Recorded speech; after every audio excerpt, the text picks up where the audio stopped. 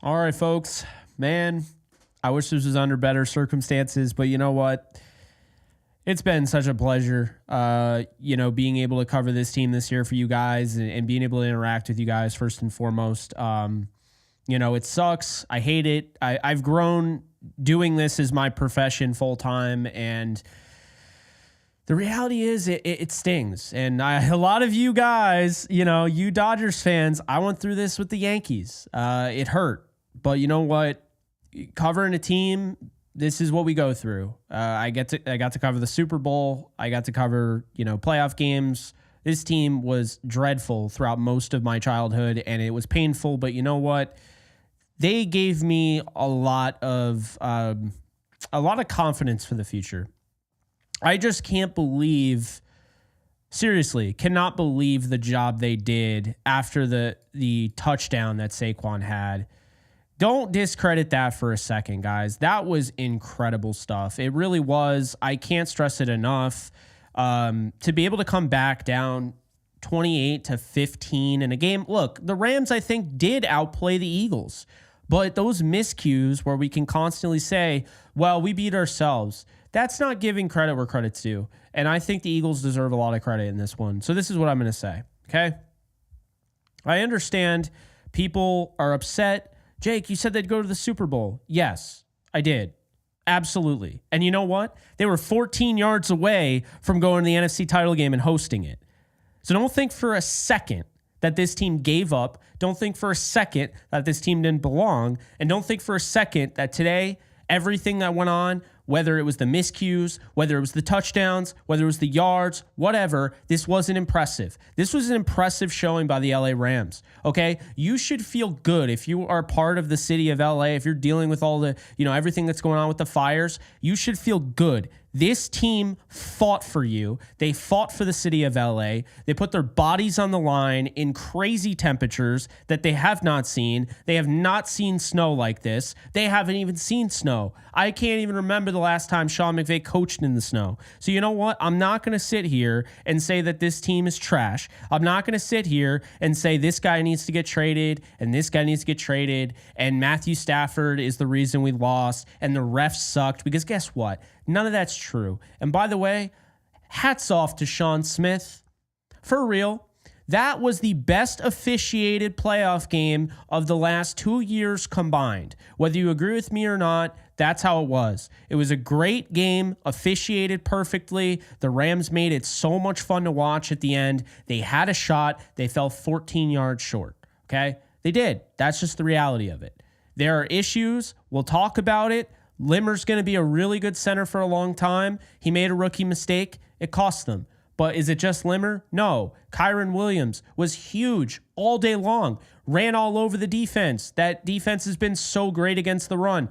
Ran all over the defense. Kyron also was massive in pass pro because the offensive line wasn't nearly as good as they have been this year. Okay? They struggled. The offensive line struggled. They also went up against a really good Eagles defensive line. But Kyron Williams had so many saves in blitz pickup, you can't for a second say he had a bad game. He had a bad fumble. Okay, the Rams overcame 4 freak fumbles because they were up 27-3 in that game in the divisional round the year they won the Super Bowl against the Bucs. So I'm not going to sit here and say that Kyron Williams cost us the game. It's a collective effort. Kyron Williams' mistake doesn't matter if they win the game, right? Bo Limmer's mistake doesn't matter if that 4th down is a touchdown, right? So we can get on players. We can say this. We can say that.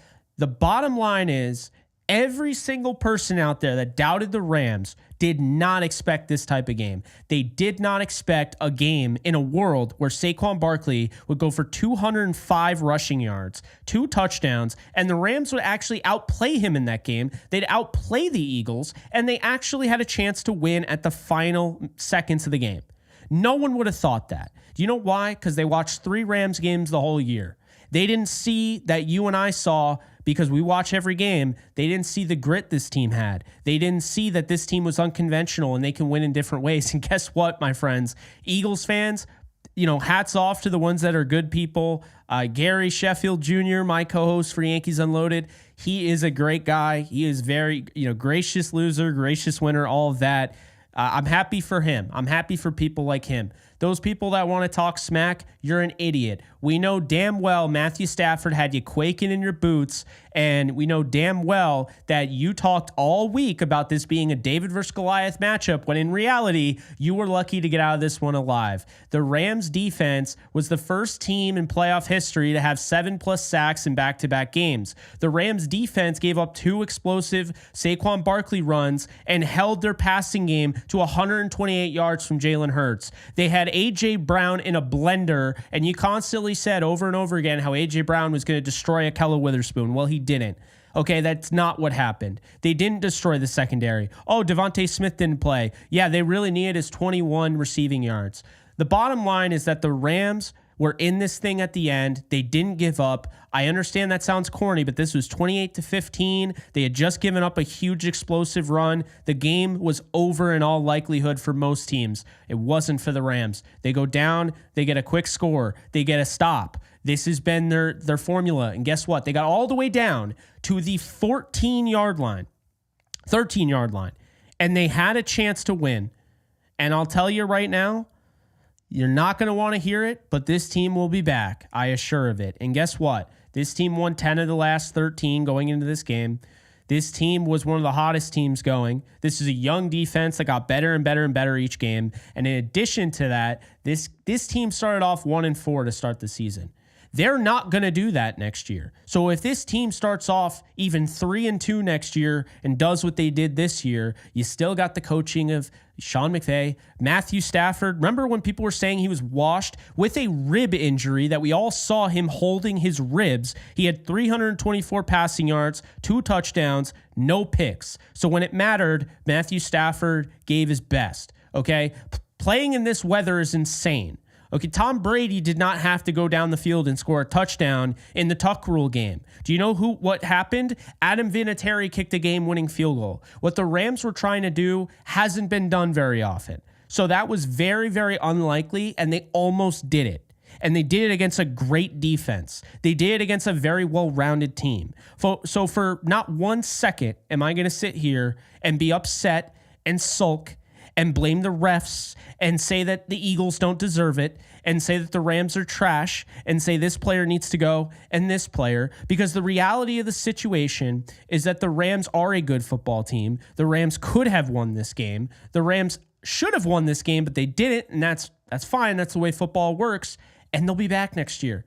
They don't have a ton of guys that are going to hit free agency. This is the best drafting team the last 2 years. It's not even remotely close. The way they've been drafting the last 2 years, this team is going to be back. They're going to be ready to go. You look at the strength of schedule going into next year, they're in the middle of the pack. This team has had bad schedules. They've had really tough schedules, and they've done things with them. But I'm going to tell you right now, if you thought Stafford was done, oh boy, you have no idea. If he can go out there and throw for 324 yards in whatever the freaking hell that was, he's not done. And I don't want to hear any more of, oh, Stafford's washed. No way. And Puka Nacua, he dropped passes. He was disappointing for most of the game. He stepped up when he needed to. That is a key cog in this rebuild, whatever you want to call it. Puka Nacua is a superstar. He proved that. We're going to get to super chats. I'm just going to have my rant here real quick. Demarcus Robinson showed up in a big way. Okay, when they needed him, guess what? Stafford, right after that rib, he was holding his ribs. He throws a pass that's a little underthrown. And Demarcus Robinson goes up and he takes his back, right? He has his back. He goes up and he rips the ball out and holds on. Great play by him. Cooper Kupp had a huge key and critical vertical play there where you throw it up to him and he makes a huge play, holds on, creates that drive. Then you had Tyler Higbee. He had a really good game. Tutu Atwell, Jordan Whittington stepping up at the end. Colby Parkinson with the touchdown there. Kyron Williams is getting more flack than anybody, and I don't think that's fair because you know what? Cam Akers didn't get this much flack. And Cam Akers has done half of what Kyron Williams, his whole career, by the way, with the Rams, he did half of what Kyron Williams did last year, just last year alone. And it's not just because I like Kyron Williams. It's that I know football and other people know football and what he's doing in pass pro and how this offensive line wasn't great today. They went up against a really tough Eagles front. And in addition to that, they're not getting great traction in the snow. But you know what? Kyron Williams stepped his face in the fan, stepped up, took many blitz pickups, and he took them head on. And he did it time and time and time again. Did you see Ronnie Rivers? I didn't see Ronnie Rivers. It was all Kyron Williams, okay? I don't care about his speed. He had a 30-yard explosive run. It's not because, if we had a faster guy. Yeah, if you have a faster guy, you're not getting that fourth down conversion. If you have a faster guy, you're probably not getting those blitz pickups. Matthew Stafford gets killed all game. He had 5 sacks. He was sacked 5 times after not having a sack for the last 4 or 5 weeks. He was sacked 5 times, and the reason it wasn't 8, 9, or 10 is because of Kyron Williams. So if you're going to say here that Kyron Williams' fumble should mean that he gets traded, he's garbage, go back to Blake Corum. Blake Corum hasn't proven anything. He's coming off a season-ending injury,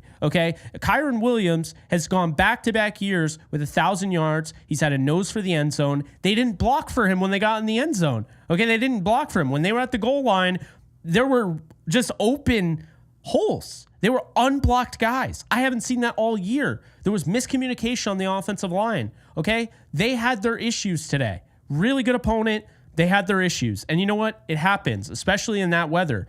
But I am not at all going to blame the entire game on one guy because Kyron Williams is one of the main reasons why they were in this game. Because guess what? Do you know what happens when you can't throw the ball in this weather and it becomes very apparent? You move to the ground game.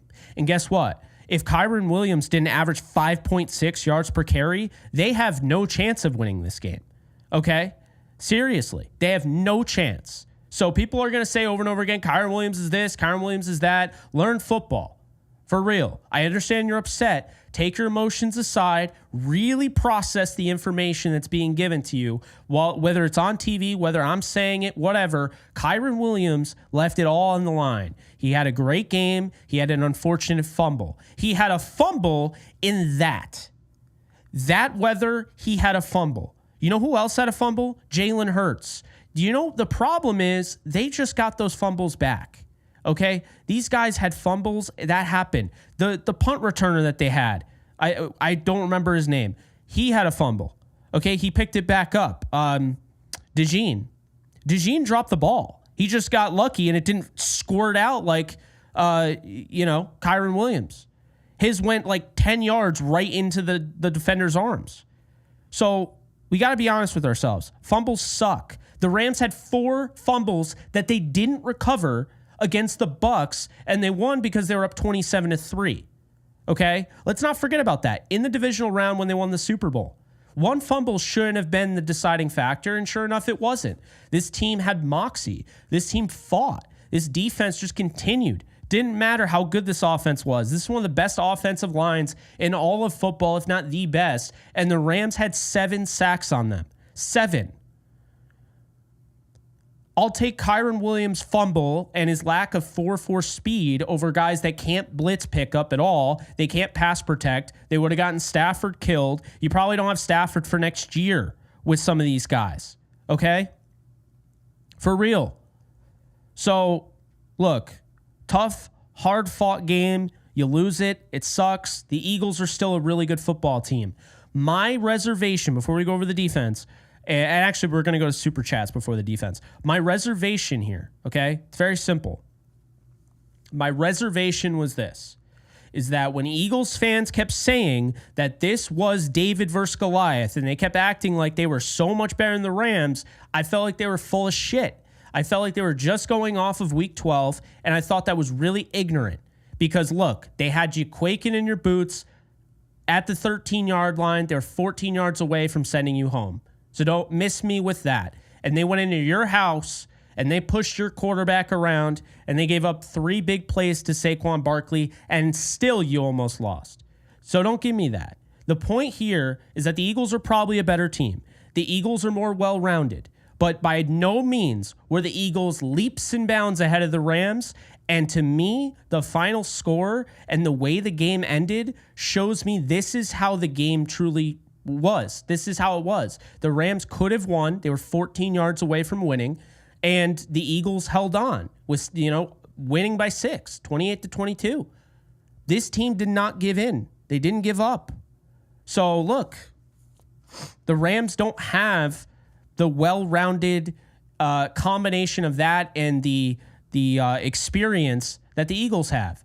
Eagles have experience all over the place. That's the thing. And they got a lot of explosion, a lot of speed.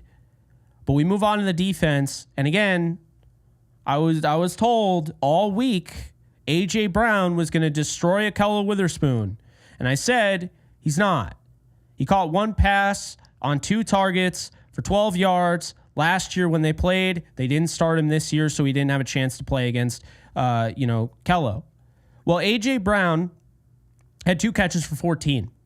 Well, we didn't have Devontae Smith. He had 4 catches for 21.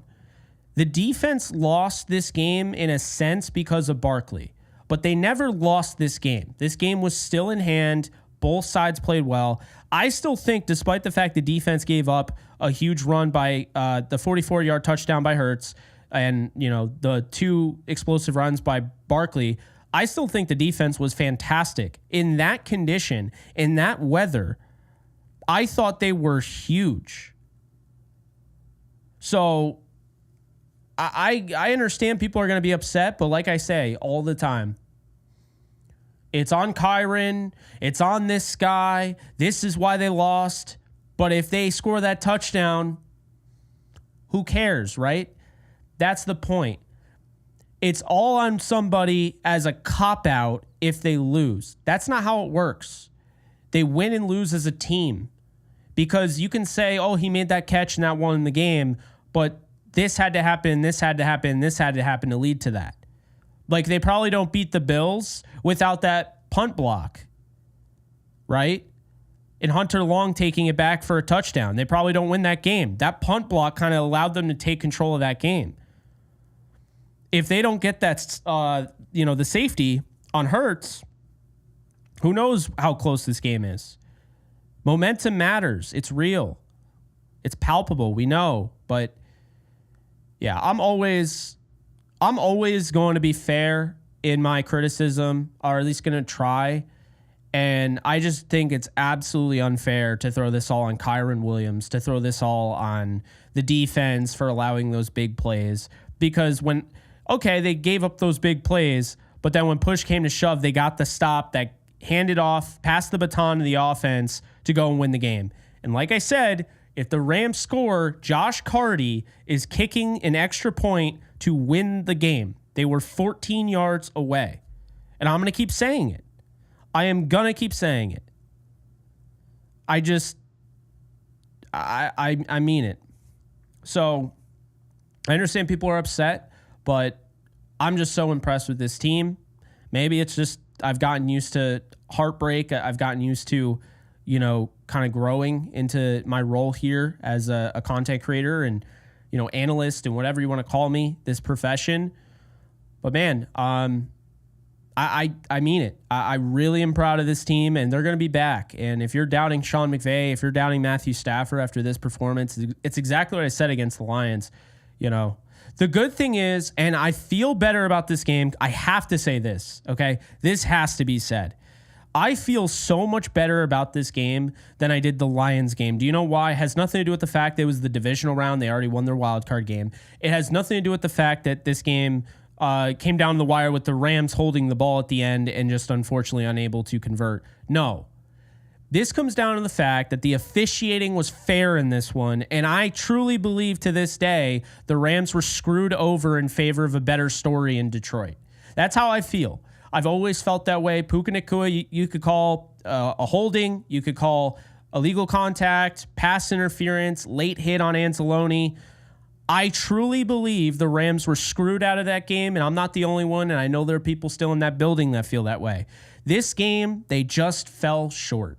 Yeah, they beat themselves, but they also had opportunities, and they fell short against a really good Eagles team. And the referees let them play. I don't feel like this was the refs, and that I can sleep well at night knowing that Sean Smith didn't screw them like Craig Rolstad would have. So that's how I feel. Maybe I'm crazy, but I truly feel that way. I think the Rams played really well. They had their issues. That's fair. But end of the day, I'll go down swinging like that and enjoy that way more than how that Lions game went out. Because punting 4th and 16, kind of being stuck there, punting, kind of hoping that you can get that final stop against the Lions, not getting that. Of course, the bad call and everything. I will take this loss way more than I will take the Lions loss. It's that simple. So, yeah, I mean, I think they overblew it too. I just think that at the end of the day, I thought the Rams, I thought they played a good game. I thought they responded well.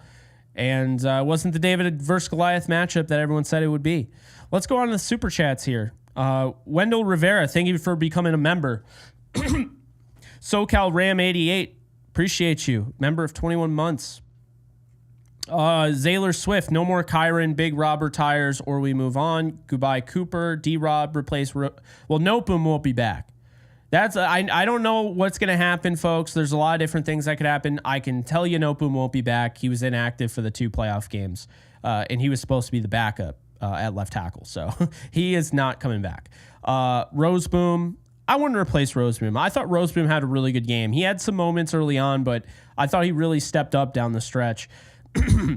Jonah, I think Jonah should, at one point, the way Avila was getting beat, I would have put Jonah in. I'm not even kidding you. But I love Avila. I think he's got a bright future, and, that's just that. Great year, but we have to be tougher on the run and get an actual RB1. Go Rams. I don't think so. Again, I don't think so. I understand people want, this, speedy running back, but Kyron Williams was awesome this year. The fumbles, all right, guys, I'm going to say it. I've held on to this for a while, but I'm going to say it. Because before you criticize Kyron Williams, just understand this, okay? Eric Dickerson had 78 fumbles in his career. 78. The best running backs have fumbled, okay? It's not just exclusive to Kyron. So I understand it sucks, but I'm not gonna sit here and just give up on Kyron. I'm not. And I'm sorry. I know a lot of people like Blake Corum. I like Blake Corum. Blake Corum showed nothing for me to believe that I would put him in right away next year and he'd be better than Kyron. No chance. None. He fumbled in the snow. He had 1 fumble in the snow. If you're going to give him the other fumble, that's unfair because Stafford pitched it to him instead of handing it off. It's an overreaction. They're scapegoating Kyron Williams because essentially everyone's upset, which rightfully so. But I'm going to sit here and just try to be real here. Kyron Williams had 2 fumbles in that Eagles game in Week 12, and that is in everyone's heads going into this game. So if Kyron Williams didn't fumble in this game, people still probably would have been looking at Kyron Williams really cautiously in this game. He fumbles. It was a great play by Jalen Carter. Yes, he's going to hold on to the ball with 2 hands, but he held on to the ball with 2 hands majority of the game. Sometimes that stuff happens. Matthew Stafford fumbled. I'm not trying to, trade him away. Jalen Hurts fumbled. The Eagles aren't trying to trade him away. There's more to it than just, he fumbled, he's ass, let's get rid of him. You can't discredit. Kyron Williams went over 100 yards in this game against an elite run defense. Elite. I'm just not going to sit here and just say Kyron Williams is garbage and to move on from him and all that. But anyway, SoCal Ram 88. I'm sorry, don't extend KW, move off from Cup. Thank you for the 2. See, I don't mind that. I don't mind the idea. I don't want to extend Kyron Williams. That's fine. If you don't want to extend Kyron Williams, that's now you have to actually put money into him. I get that. If you feel that way, I disagree. I think they should because I think he does more in pass pro than people realize, but I understand. What I don't understand are people saying they want to trade him. Saying that he needs to be traded is ridiculous. Saying he shouldn't be the starter next year is ridiculous. But if you don't want to, sign him after next year, I'm okay with that. I can live with that. I can. I need to stop hitting my hat on this thing. It's annoying.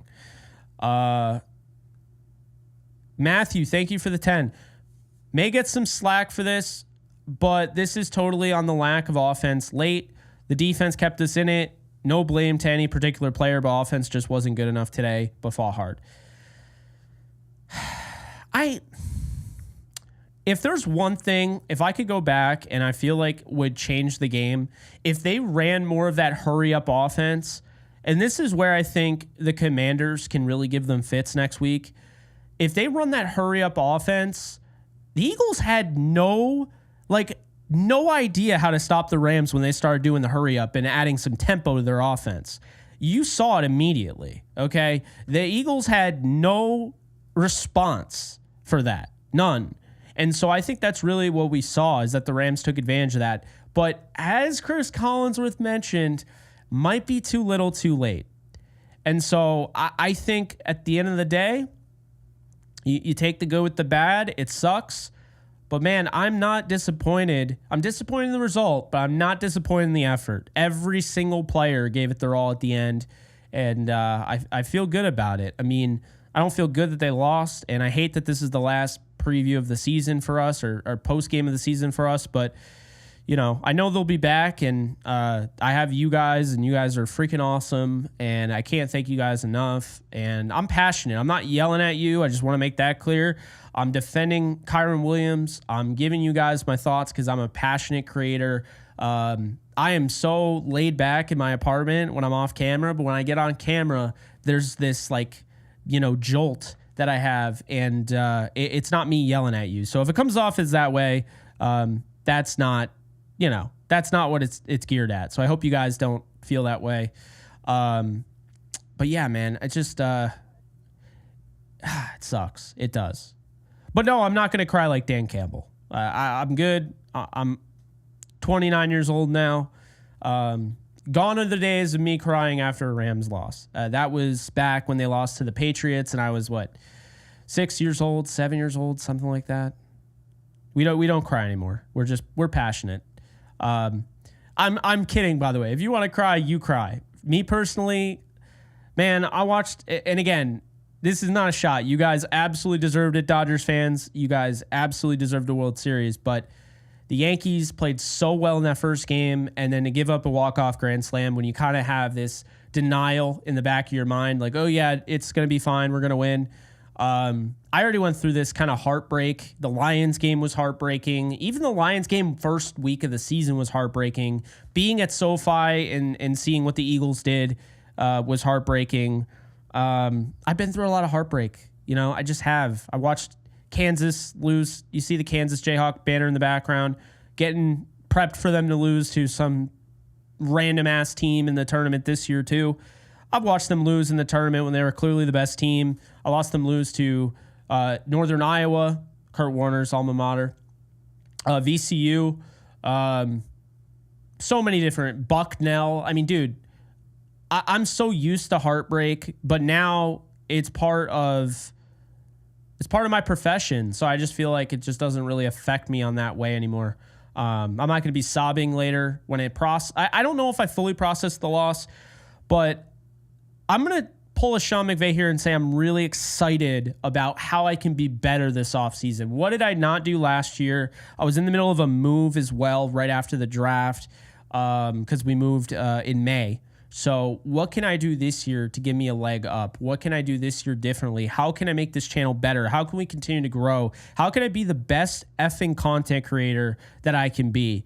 And that's what I'm going to find out. And, I wish we were still the Super Bowl would have been huge. It would have been huge for the channel. But I am excited about what comes next after this, being able to obviously I'm going to have the Yankees show, The Lounge, which, by the way, if you guys haven't checked out, please do. I interviewed Chef Chris, Matthew Stafford's personal chef. He had some amazing stories, so be sure to check that out. The link is in the description, and so be sure to check that out. But yeah, man, it sucks. I'm obviously it hurts, but at the same time, I appreciate it. I'm glad they didn't give up when they went down 1-4. I'm glad they didn't just blow it up. Remember all those rumors? Oh, Stafford's going to get traded to the Giants, or he's going to get traded to the Vikings. I'm glad they didn't do that. And I don't think they're going to do that anytime soon. So, I think I feel really good about this. I feel good about where our channel's at, the growth we've had, this community. It's epic, man. It's an epic community. Our Discord continues to grow. We're almost at 1,100. You know, I almost said followers, subscribers, members is probably what I would say. Downtown Rams grew. Alexis and I were able to do a fundraiser, which is really cool, you know, and I got the gaming channel that we'll be doing. So there's a lot of good stuff coming down the pipeline. Obviously not as good as maybe being able to cover a Super Bowl again. But since I became a content creator, I've been able to cover 2 of them. One of them they won, one of them they lost, and one of them I covered as just a writer and a podcaster, and the other one I covered as you know, a YouTuber. But still, I mean, you know, I'm fortunate. And if any, that's the thing that's funny. I know there are rival viewers, and I appreciate you guys, haters out there, appreciate all of you that tuned in expecting me to rant, rave, say this is BS, all that. Nah, man, it's all class. It's all love. It's a football game at the end of the day. My attention turns towards, you know, helping the LA Fires. We're going to get that money soon. We're going to get it dispersed to the 4 foundations. Shout out to the LA Fire Department Foundation, which we are going to be donating to the California Fire Foundation, Humane Society, the Pasadena Humane Society, and of course the LA Regional Food Bank. That is a priority of mine right now. You know, making sure, you know, our community, our home from our home that's not actually our home from far away, is actually getting, you know, the help they need, and it's going to start to rebuild and everything. And like I said, you know, people tune into this to escape from reality. Maybe not the Rams reality, because you're not going to a Rams channel to be like, yeah, I'm escaping from all the Rams heartbreak. But you're also doing this for you know, to kill time, to take your mind off things, to have some joy, to have some entertainment. And I'm aware of that. This might be on your TV. This might be, you know, on your phone. This might be on your Apple Watch. I don't know if technology is that good yet, and I don't know why you would do that, but it might. I don't know. You might be watching this on your iPad. You might be watching this on your Steam Deck, Nintendo DS that you hacked or something. I don't know. PlayStation 5, Xbox, Nintendo Switch 2. I don't know how you got it, but maybe you did, right? You are watching this in all these different areas of the world. We all come together because we love the Rams. If you hate watching this, I appreciate you, because you're just adding more to my revenue there. But all jokes aside, I don't take any of this for granted, and I never will. And I'm just glad I have these people. I have you guys. You guys are freaking awesome. And to be able to go live after these games, win or lose, it's therapeutic for me too, whether you realize it or not. In addition to that, I don't look necessarily just at how painful the Eagles game was and how I traveled 3,000 miles to watch them get their ass beat. I say that.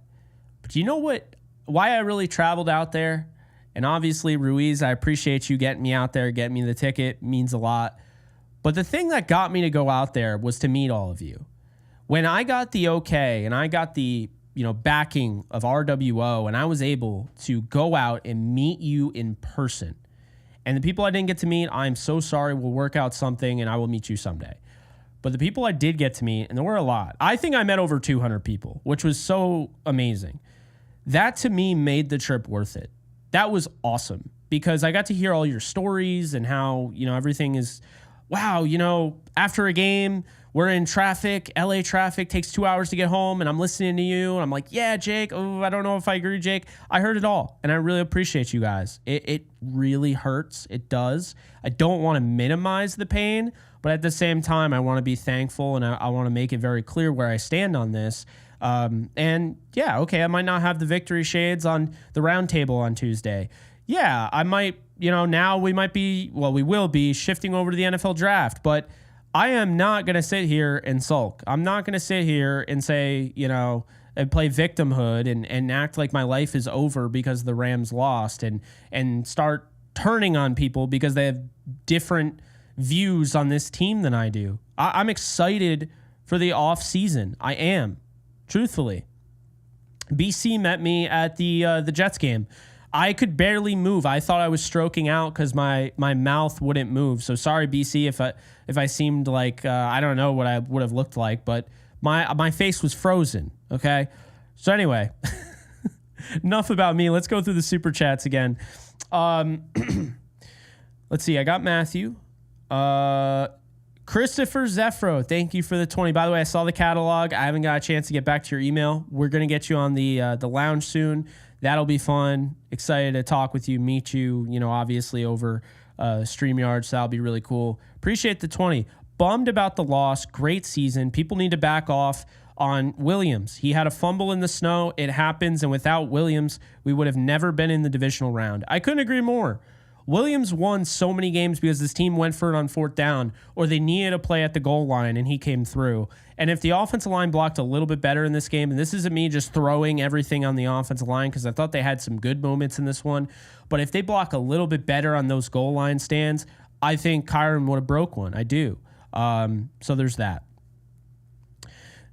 Thanks again for the 20, Christopher. Appreciate you. Zaylor Swift, thank you for the 5. Anyone with eyes knows Kyron fumbled the ball for a loss. Not all his fault, but damn if you can fumble that. I understand the frustration. I want to keep this not negative, in a way. I mean, Kyron did so many good things, and we're going to look at the tape and everything, and I'm going to show it to you. His job in pass pro was so great. And you know what? I do feel like before we get into the draft, keep in mind the offseason, you guys know I go crazy with the free agents, who makes sense, who does what. And keep in mind, this stuff, I'm like a kid in a candy store about. So I will give you guys previews. I'll leave it for after the Super Chats, and I'll break down how this offseason is going to go because I think it's going to be our best offseason ever from a content standpoint. I'm going to do my best damn possible to make it that. Anyway. Brian Beadle, thank you for the 5. One thing I'm so excited about is this game will light a fire under Stafford. He will be back next year, and this team will be scary. Mark my words. I agree. And look, it was the same thing about the Lions, and look what happened. Okay, things didn't go well to start the season. That Stafford, he never fell off.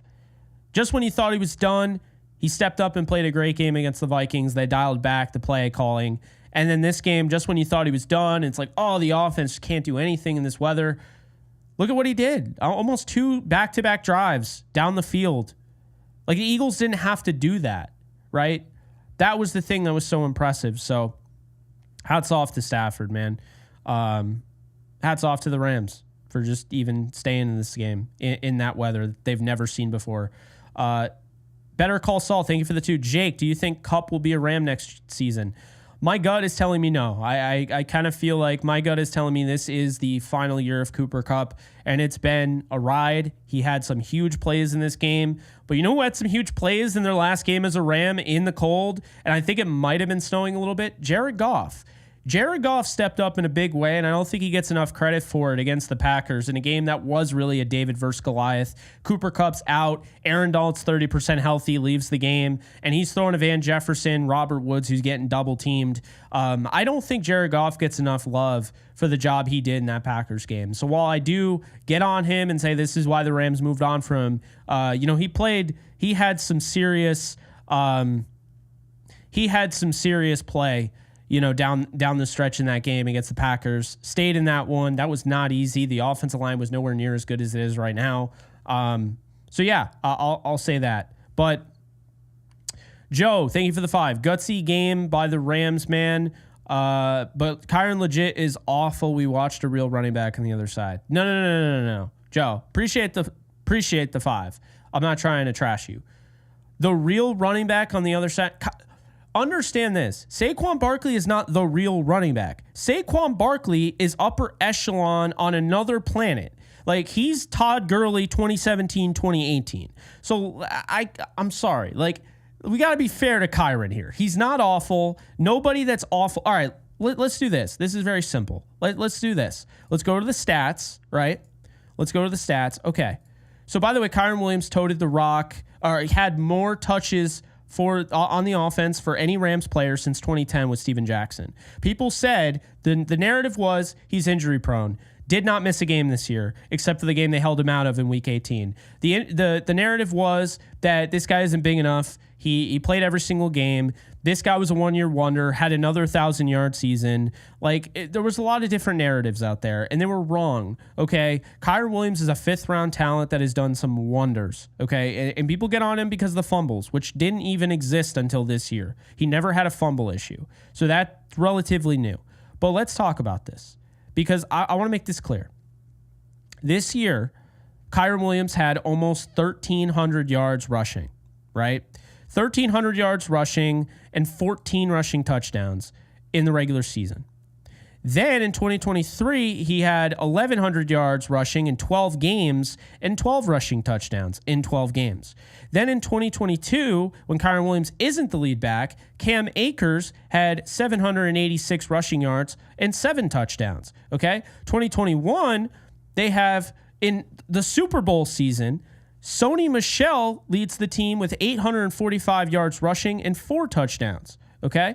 Regular season in 2020, Cam Akers leads the team with 625 rushing yards in 13 games for 2 touchdowns. You see where I'm getting at this? Okay, 2019, Todd Gurley, 857 yards rushing, 12 touchdowns. 2018 now, you go to Todd Gurley, over 1,200 yards and 17 rushing touchdowns. 2017, Todd Gurley, 1,300 yards and 13 rushing touchdowns. 2016, Todd Gurley, 885 rushing yards, 6 touchdowns. 2015, he had 1,100 yards in his rookie year and 10 touchdowns. In 2014, Trey Mason had 765 yards and 4 touchdowns. In 2013, Zach Stacy had 973 yards and 7 touchdowns. 2012, Steven Jackson had 1,000 yards, 4 touchdowns. In 2011, Steven Jackson had 1,100 yards, 5 touchdowns. In 2010, when he had way more carries, about 60 more touches than Kyren Williams, 1,200 yards, 6 touchdowns. So the point I'm making here, and Steven Jackson was fantastic, and Todd Gurley was fantastic. Kyren Williams is one of the better running backs that have ever played for the Rams. And from a multiple standpoint, it's not just rushing the football. It's not just the carries. It's his job in pass protection, okay? His job in pass protection, it's not just a thing, okay? That's just not the reality of it. It's not just a talking point. It's not just me throwing rubbish together to, quickly come up with something. This is something that is in my head because I've studied this and I've learned it. His job in pass protection is incredible. He is so good at it, and that is why a guy who's 5'9" and a little bit over 200 pounds is the guy that they're relying on to be on the field in 100% of snaps. He plays a bigger snap share than any running back in the NFL for their team. Why do you think that is, folks? Why do you think Kyren Williams plays more of a snap share than anybody else after this guy was a 5th-round pick that wasn't even a starter, was not drafted to start? Why do you think that is? You think Sean McVay is a moron? No. If they had Kyren Williams in the Super Bowl in 2021, instead of an injured Darrell Henderson, Cam Akers off a torn Achilles, and Sony Michel, who was injured, if they had Kyren Williams, they win that game by multiple scores. They do. Kyren Williams does such a good job of finding and hitting the hole. And then people say he's not explosive. He's practically hopping. He's like hopping for 5 yards. And he makes guys miss. And he's slippery in space. So again, this whole Kyren is not good. I push back on it. But Joe, appreciate the 5. Oh, you're not a Rams fan, are you? Anyway, I appreciate it because you first off the 5, but you also let me make my point. Zaylor Swift, Kyren has a propensity to overheat and drop the ball. That's a fact. We need a rotation. Thank you for the 5. I don't think the Rams need a rotation. I think Kyren Williams fumbled the ball in snowy weather, and that happened. Stafford never fumbles the ball, and he had 2 fumbles in this game. Okay? I mean, come on. You know what I mean? Like, let's be honest here.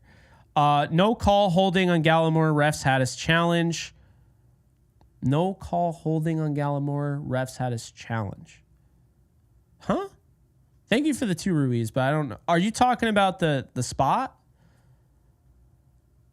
By the way, Gallimore, that dude was playing his best football when his best was required. I give Gallimore a lot of credit. He had to step up in a big way because Braden Fisk went down with an injury early on. And the last 2 games, Gallimore barely got a chance to play this year, and he was so key and critical in those last 2 playoff games. Shout out to Neville Gallimore. I liked him in Oklahoma as a draft prospect, and I like him now. I needed to grab a sip of water. If you can't tell, I'm already losing my voice. We're about 44 minutes into it. Whew. All right. Ram Elite, thank you for the 2. We lost, but I'm proud of this team. Rams for life. I am too. Thank you for the 2, man. Appreciate it. Sailor Swift, thank you for the 5. Kyron cannot be a solo. Detroit runs duo-style backs. We should look into it. Stafford's the GOAT, and he deserves a solid offensive line. This is my pushback on that. When Detroit moves over to David Montgomery, it's dumb. Jahmyr Gibbs is so much more explosive than Montgomery. I actually think their duo backfield holds them back. Their dual backfield holds them back. It's overrated. Montgomery's a good player, but when you look at Jahmyr Gibbs, this guy can score on any given play, and he's continued to get better. And when you saw Gibbs playing at his best was when Montgomery went down and he had to be the bell cow. When you have these rotations, understand this. May sound good in theory, but if you had Steven Jackson and you had Marshall Faulk both in their primes, all you're doing is taking guys out of their rhythm when you take them off the field. You have to understand that. The dual backfield thing is an old school thing. That was actually new school, and now teams are paying running backs to be bell cows. Jacobs, Saquon, Derrick Henry, all right? They are there. This is the league now because teams are playing so much soft zone. They're playing so much, light box that now teams have gone out of their way to go back to the ground and pound with bell cow running backs like guys in the past, like a Steven Jackson, a LaDainian Tomlinson, a Curtis Martin, guys like that. And that is what they're doing. Jamal Lewis, right? Jamal Charles. This is how the league is turning. So when you say things like, and I'm not saying like you're wrong, but this is how it works, is that I disagree with this dual backfield. The dual backfield is the problem, okay? And I think the Rams figured that out, and I think that's why we didn't see a ton of Blake Corum.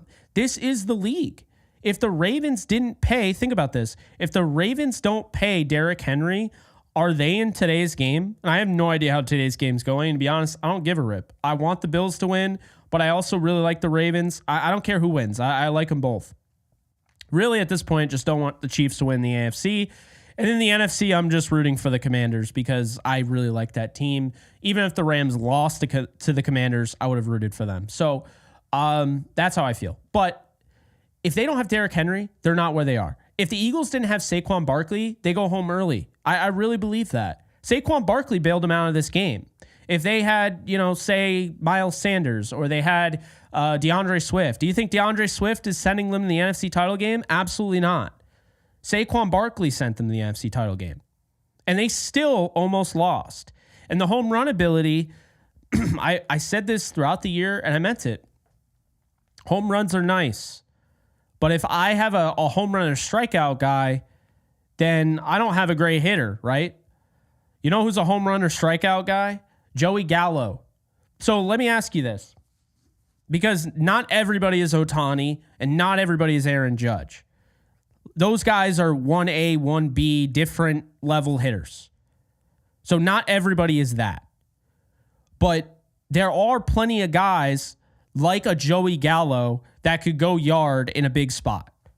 There are also plenty of guys like Joey Gallo that strike out a bunch of times every year. 200, 250, 300. They don't hit for average. Kyron Williams is very consistent. So if he has a bad game, okay, you might have to live with a fumble, but he's going to get you that fourth down conversion. He's going to slither his way in the end zone if you give him even decent blocking, which they didn't do today. Kyron Williams is a really good back. He's top 10 in the league easily, probably top 5 from just everything he's able to do. And I just don't think people realize that. And so I think he's the easy scapegoat, cop out because he doesn't have the explosives and all that. Who needs the explosives when he's running the way he did today? And just think about that. For real, think about that. Because the guys that have, like Cam Akers is more explosive, right? Cam Akers he ran a faster 40 time, 4.4 speed, more explosive. Cam Akers doesn't have vision like Kyron Williams does. Cam Akers is a liability in pass protection. Just go back to the Super Bowl. Go back to the Super Bowl against, it was Andrew Whitworth one-on-one with What's his face? Not Hutchinson. Trey Hendrickson, who led the league in sacks this year. Whitworth has Hendrickson, and Cam Akers in pass pro blocks Witt, and Hendrickson gets that sack on that first drive. That's how bad he was in pass pro. So that's what people need to understand, is that Kyren Williams is so good in pass protection. He's so good at I'll sacrifice the home run hitting ability because Cam Akers can have that, but he doesn't have the vision. He doesn't have the pass protection. It's not just Cam Akers. There are plenty of guys like that. And guess what they do? They are backups. Aaron Jones is playing over Cam Akers. Cam Akers is not a starter in this league. He's not. That's the thing. Josh Jacobs starts. The 4.2 speed running back who can hit an occasional home run can't pass protect. And he doesn't have the vision. You're not going to have it all unless you end up with, Saquon Barkley. So that's how I feel. And people will disagree with it, but to me, that's how I feel. So anyway. Well, Peter, I get what you're saying there, making fine points. I think your people are saying they want to find a back that has many of Kyren's traits but doesn't fumble at key moments and is faster. You're not going to find that all the time. You're telling me right now you're going to find Saquon Barkley, you're going to find Derrick Henry. Those guys don't grow on trees. Jahmyr Gibbs is a liability in pass pro. That's what people don't want to talk about. Because fantasy football and betting, Jahmyr Gibbs wins you games. Jahmyr Gibbs is exciting. Jahmyr Gibbs is explosive. The era of 3-second, videos and shorts, Jahmyr Gibbs is that highlight guy. They don't make highlights about pass pro. Because if they did, Kyren Williams would have, just this year alone, probably have a 30-minute highlight of just pass protection. Well, I mean, Kyren runs the ball well too. He didn't just get over, almost 1,300 yards this year without running the ball well. And they don't win this game or even come close to it without Kyren. Because as much as I like Ronnie Rivers, he's not anywhere near Kyren's level. So Kyren is the best running back they've had since Todd Gurley. It's not really up for debate. And Todd Gurley was a Hall of Fame back on his run until he got hurt. I'm just saying. Anyway, Man of Paradox, thank you for the 20. Love my Rams, all of them, no exceptions. Don't like snow. I hate snow. I get it. Knew it would be a factor. It was. This team and its true fans should be proud. Thanks to positive people like Sean McVay, you, and JB Long. I will not despair. Thank you. Appreciate you too, Man of Paradox. There's been a lot of super chats from you. A lot of the same people giving the super chats. I really appreciate you guys. It means a lot. And what I'll say is this. It was a factor, but I thought the Rams played better in the snow than the Eagles. I thought the Rams looked more comfortable and confident in that environment than the Eagles did. Am I wrong to think that? I mean, that sure felt like the Rams, they adjusted better than the Eagles. Jalen Hurts didn't do anything that really impressed me when they finally started hitting him. And you could say, oh, well, he didn't have the mobility. Well, he wouldn't have had the mobility in the snow, right? So you can't say, oh, well, he got hurt. Doesn't matter. He wouldn't have had the mobility in the snow. The Rams honestly outplayed the Eagles, but you just got to give the Eagles credit because they found a way to do it. Double X Alex coming in with the 5. Thank you. Replace Kyren with who? Question mark, question mark, question mark. Nobody in free agency better than Kyren. If you're thinking Genty in the draft, we'd likely have to move up, so no. And by all means, if the Rams moved up for a running back in the draft, I don't care what Genty did. I really liked him in college. Absolutely freaking not. Okay? They have a tight end position that they definitely need to add to. Love Tyler Higbee. He's getting up there in age. Still looks really good, but you still have to worry about him wearing down, and you have to go and get somebody that's going to be like a Brock Bowers or a Dalton Kincaid. And you guys know where I'm going with this. I think they need to go after Tyler Warren. But yeah, come on. Like, definitely not going to trade up for a running back. and there'll be running backs I'm interested in drafting. I don't think they're going that route, folks. I don't. Because they're not going to look at this game and be like, wow, we lost this game because of explosive runs that we didn't have. Kyren was fine. Kyren was beyond fine. The fumble's the only reason. Would you still be complaining? And I don't mean to be negative here. I'm just really curious. Would people still be complaining about Kyren Williams if, you know, he ran for over 100 yards, did everything he did, and didn't fumble and they lost? Like, are we still like, oh, he didn't score on that? What oftentimes happens is people will give credit to the running back all the time. Jahmyr Gibbs always gets the credit because he's really fast. So people are just like, oh, he made that play happen.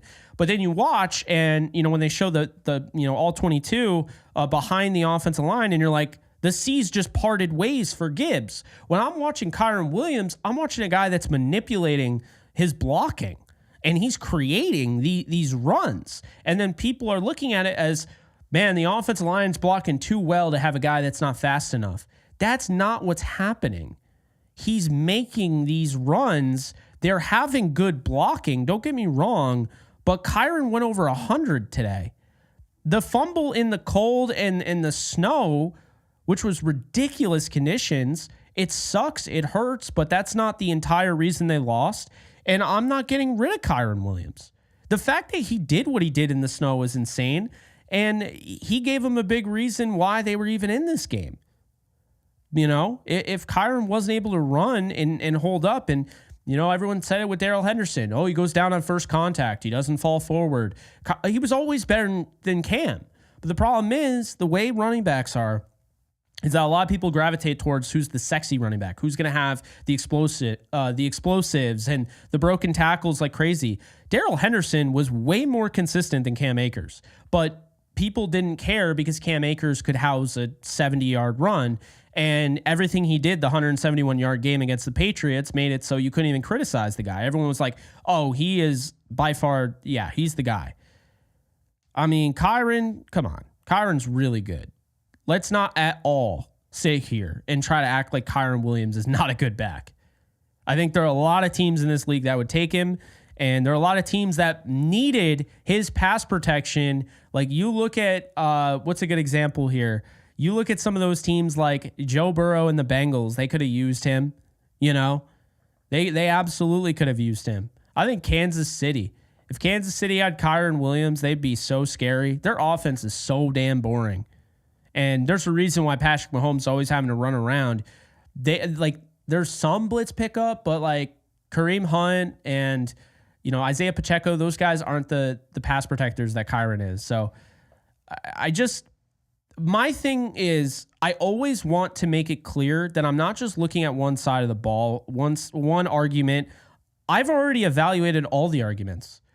I understand why. I understand the why, the concern, but understand I've already like researched and really done like work to figure out like, okay, this is what's happening. So I get it. I do get it. But I think we should be a little bit more optimistic about this team and maybe be less hateful towards Kyren Williams and be a little bit more thankful of this team, the way they left it all on the line. Kyren's had games that, man, the offense was barely moving the ball. Do they beat the Jets without Kyren Williams? I don't know. I don't know if they do. I mean, and I like who's the option, you know? I just had 100 yards on 29 carries. Oh, by the way, he had 58 carries in the span of 4 games. The Buffalo game, he had 29 carries, had 2 touchdowns. And then he had 29 carries against San Francisco in the pouring rain, went over 100 yards. And then he went to the Jets, and I could tell you how cold that was. My face wasn't working. My fingers were literally frostbitten through my gloves. And he's toting the rock for a touchdown, 122 yards. Kyren Williams had not fumbled since that Eagles game. And God forbid he fumbles in the snow, and now he's the worst running back ever. Sorry guys, I can't do that like hyperbolic shit. I just can't. I'm not gonna do it. So, yeah. Mike A, I'm with McVay. He said after the game, JB, that everyone in the locker room was expecting the game to end 29-28. No quit in this team. Yeah. I'll say this. Before the sack, it really felt like the Rams were going to win. It really did. After the sack, I knew they were done. I did not believe that they were going to do it on fourth down because I just think you take away all the different things that you can do on a third down. Now fourth down, they know what you're doing. They know how far you have to go. I just think that it was just too much to go off of. And I know people were calling for the hold. That was uncatchable, guys. And I'm not going to sit here and say Puka was held again on the final play. No, Puka was screwed in Detroit. Puka wasn't screwed in Philly. And give Philly credit. Man, their back was against the wall. They had to stop the Rams. They were a freight train of momentum, and they had to stop the Rams. Jalen Hurts did a lick of nothing in the second half. So you got to give Philly credit for stepping up when, I mean, everything, the storyline, everything was just leaning the Rams. Like, this is a magical ride. If they win this, they're going to win it all. And the Eagles stopped them. And you got to give them credit, man. Hank, appreciate the 5. Offense was a letdown again. Too many mistakes. We need a home run hitter as well. The methodical approach isn't going to get it. No Puka run. Shake my head.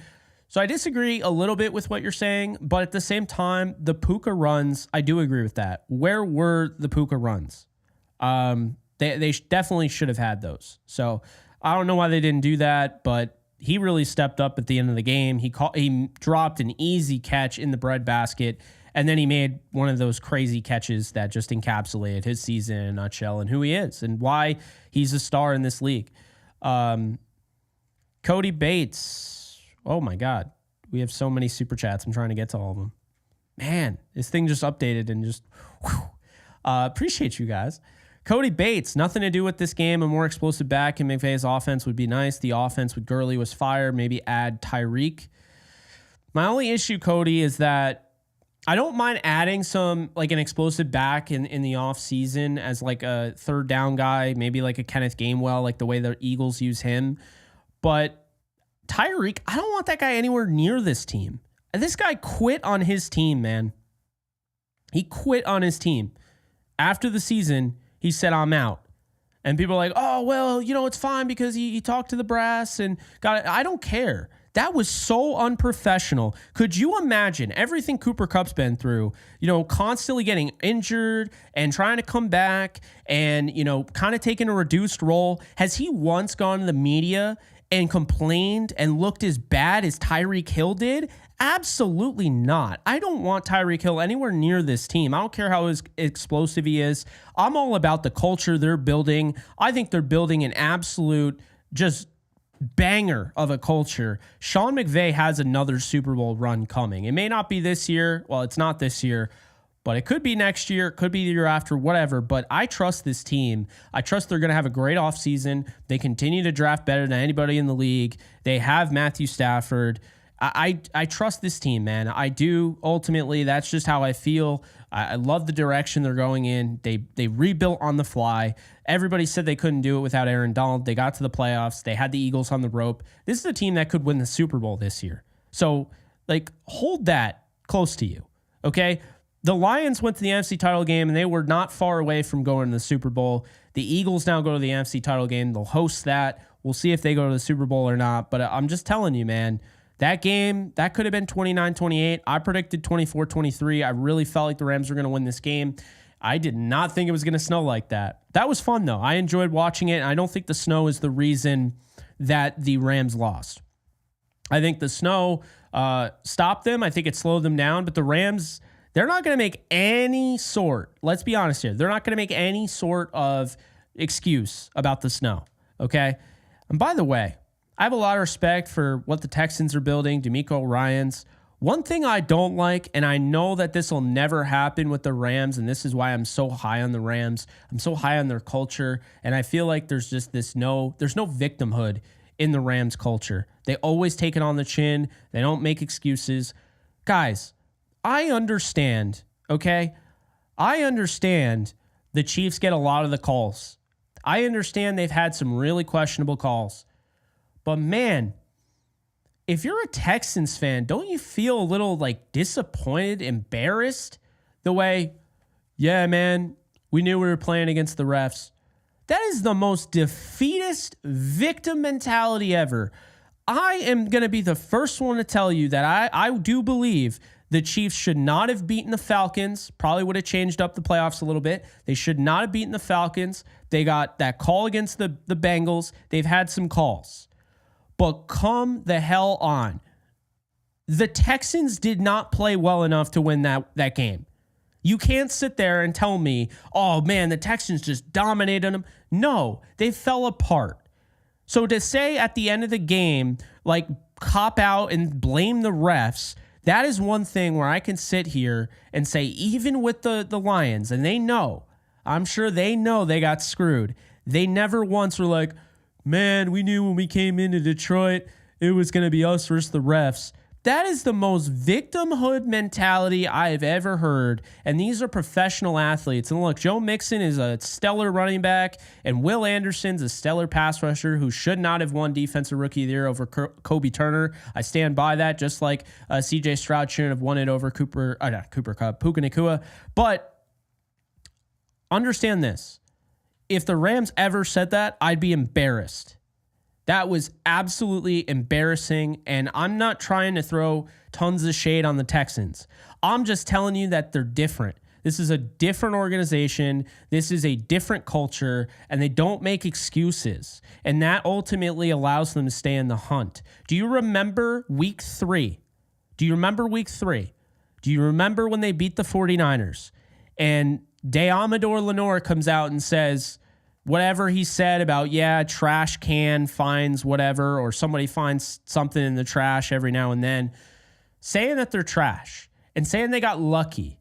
And then they beat their ass again on their turf in pouring rain when they had to have it. And it's just like, man, the culture in San Francisco is why they're struggling. It's why they're likely going to have this potential dark age if they pay Brock Purdy, because McVay runs a tighter ship, but in a good way. He's not sitting there saying you can't talk to the media.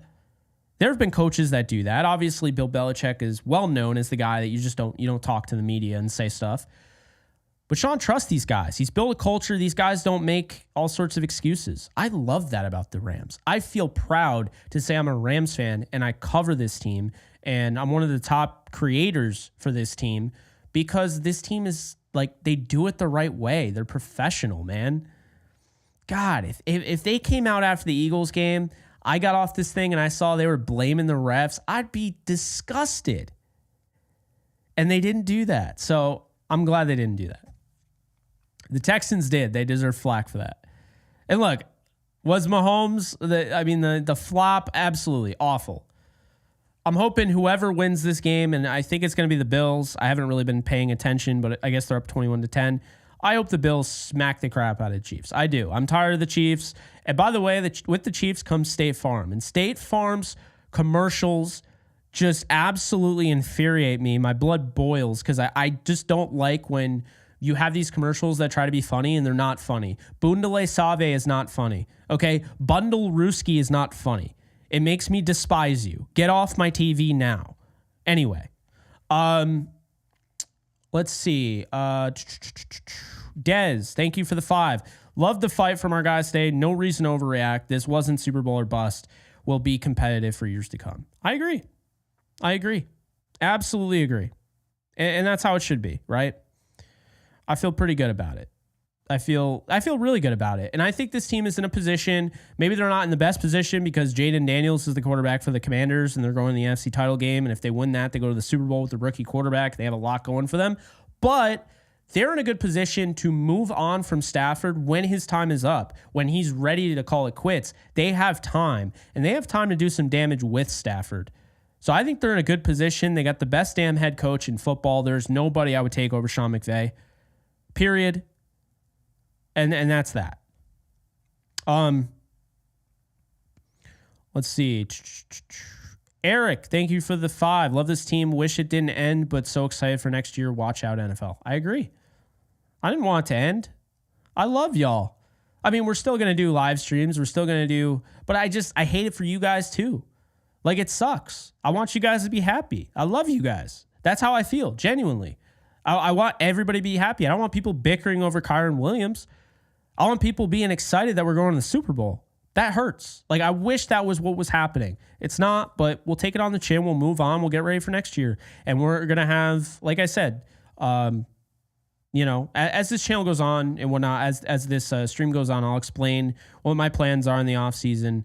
So there's that. But yeah, I want to get through super chats because you guys are freaking awesome and just doused me in the flames of super chats. So appreciate that. J6A5Y. I'm sorry. I always butcher people's names. But anyway, thank you for the 10. I think we should have run on third down. Holding call and Gallimore on Quan's last touchdown. People wishing to get rid of Matt. Be careful because he can retire today and we're screwed. Thanks for everything, Jake. I appreciate that. Look, I understand now what people are saying. I totally didn't understand it initially. That no call on Gallimore, that was definitely a hold. I'm not going to... Dude, Sean Smith's crew, by all means, that's the best... Like I said, that's the best referee job I've seen all year. That's what's going to allow me to sleep well tonight. I mean, not that I sleep well anyway, but if I do sleep well tonight, it's going to be knowing that I'm not sitting there saying what could have been if we didn't get screwed by the same guy that screwed us multiple times, like a Craig Rolstad. So that's how I feel. I don't think the refs screwed the Rams. I don't buy into that at all. I think it was a very even game with the officiating. Last week, it was like if they wanted the Vikings to win, which it looked like really John Hussey's calls were very they were interesting, man. That looked very one-sided. That I had an issue with, but the Rams, it didn't matter. They dominated the game. If that was called today, it'd be a different tune. But like I said, guys, I don't need an advantage with the officiating. I said this when I made the official video. I just want fair officiating. If I get that, I'm okay. And I think the Rams lost. Yeah, Harry, absolutely fair and square. I don't think there was anything that was on the field that's like screwed them. It is what it is. You're going to miss calls. That's fine. But they weren't doing it on one side and not the other. They gave both of them calls. And yeah. Craig, thank you for the 5. Rams got to make changes, moving on from Kyron could be beneficial. Inside linebackers are a need, team special. Craig, love you, but why would moving on from a almost 1,300-yard rusher that has like 14 touchdowns be beneficial? I just don't see how that would be beneficial. He's on a rookie deal. Like, at least, like, do you not want to keep him on a rookie deal? I mean, cost effectiveness is huge. So, yeah, I don't know about that, but I appreciate the 5. Jersey's World, thank you for the 2. How do you feel about Jackson Dart? I haven't looked too much into him, but I like him. I'm a really big fan of Drew Aller or Allar in 2026. I don't know if they draft a quarterback, man. I don't know if they draft a quarterback this year. I don't think so, but we'll see. I stomped casual for fun. Thank you for the 5. I love Kyron, but we need a running back with breakaway speed. But do you like my thing is if you get that running back, say you get a running back with breakaway speed, but he has no vision and can't pass protect, and you just move on from Kyron. Is that an upgrade? Because he hits maybe a home run or 2 more than Kyron. He has 2 more touchdowns that are bigger than Kyron, but he has fewer total touchdowns, doesn't have the job in pass pro, so now you have to use another running back because you can't trust him, and now he's not a third down back. Like, that's my thing, right? That's what I would say. Let's see. Let's see here. I know we got some crazy super chats that I want to get to. There was $100 one I saw, and it's not loading, and I'm going to be distraught if I can't find it. Man, what the hell, YouTube? Fan funding. Let's see this. Dude, am I going crazy? I thought there was $100 one. Oh my God, get out of here. What are you doing? YouTube, stop. There was. LA Canuck, thanks for a great season. Can't watch the whole show. Gotta run to dinner. Thank you. I appreciate that. That means a lot. Everyone put a W in the chat for LA Canuck, because if LA Canuck comes back to rewatch this, LA Canuck is going to see a lot of W's. I don't know. But no, really cool. I just wanted to make sure I got to that because I was like, I swear to God, I saw that and I couldn't find it. And it was really annoying. Okay, so let's do this here.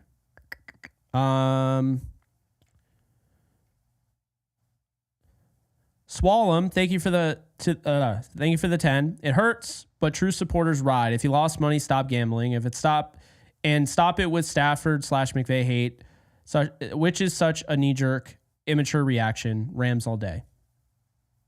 Bingo. You said it. I appreciate it. Thank you for the 10. Jerry, thank you for the 20. Great season. Future is bright. I'm with you. I'm disappointed, but optimistic. Great to see your success. You bring great content for Rams fans. Go Rams. Hey, I appreciate you, man. Means a lot. Matthew, thank you for the 20. Totally agree with what you said about the defense play good enough to win. Offense, whether it be play calling, drop passes, or whether had their opportunities. Guys need to realize that Saquon is very special running back. I agree. He is a very special running back. He is not. That's the thing. You can't find Saquons. Like, they don't just show up out of thin air, you know? Like that, I want to get that through people's heads so they're not expecting, like, oh, yeah, we can go out and get a Saquon. No, you can't. Like, that's not normally a thing. He's just different. His quads are just so strong that he can take on and absorb all the contact in his lower half, and then his upper half, the dude is jacked, and he's fast. He runs a 4.3. I watched him at Penn State. I watched him. You guys probably watched him in the Rose Bowl against USC. You could tell that guy's just different. He's one of the best prospects I've ever scouted. So, I mean, everything Saquon's doing is not a shock. It's just he's away from the Giants now. That's what's happening. He's not getting hit from behind the line of scrimmage every single time. Just imagine if Steven Jackson got to go to a team that had an offensive line like Saquon did before, the end of his career. Who knows? Martin, thank you. I don't know what that is, but thank you though for donating. For the Rams to have a D that lets Saquon go for 200 plus yards, but stop them a couple times at the red zone is unbelievable. Appreciate their effort. That's another thing. How many times did they stop them? Like, are you kidding me? Jalen Hurts had no chance.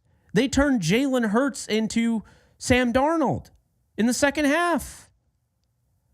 Like, they literally won this game because they had Saquon Barkley and because he had those runs. If they didn't have the Barkley runs, they don't win this game.